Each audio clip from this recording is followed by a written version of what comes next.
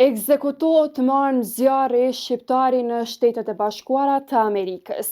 Një mbrëmje që nisi si çdo tjetër ditë pune u shndrua në një tragjedi të rëndë në Michigan. Para dyerve të një restoranti të njohur, aty ku zakonisht dëgjohej zhurma e klientëve dhe aroma e ushqimeve, u zhvilluan skena që askush nuk i kishte imagjinuar. Një 44 vjeçar shqiptar u ekzekutua me armë zjarri dhe gjithçka ndodhi brenda pak sekondash. Ngjarja e rëndë ndodhi në mbrëmjen e së dielës rreth orës së pasdites.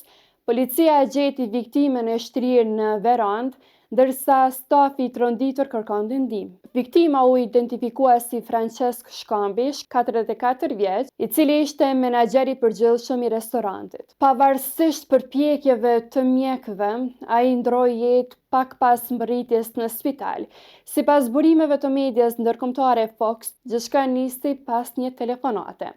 Shkambi doli përjashta dhe në atë moment një person i armatosur e qelloi 2 herë. Autoritetet kanë konfirmuar se viktima dhe i dyshuari e njihnin njëri tjetrin dhe se një mosmarrëveshje e mëhershme u shndrua në përplasje fatale. I dyshuari, një 65 vjeçar, u dorëzua vetë në polici dhe aktualisht ndodhet në burg. Ai ka rrëfyer krimin, por motivi nuk është zbuluar ende publikisht. Autoritetet kanë sekuestruar një pistolet të raportuar si e vjedhur, e cila besohet të jetë arma e vrasjes. Hetimet po vazhdojnë dhe pritet të zbulohen më shumë detaje në seancën gjyqësore.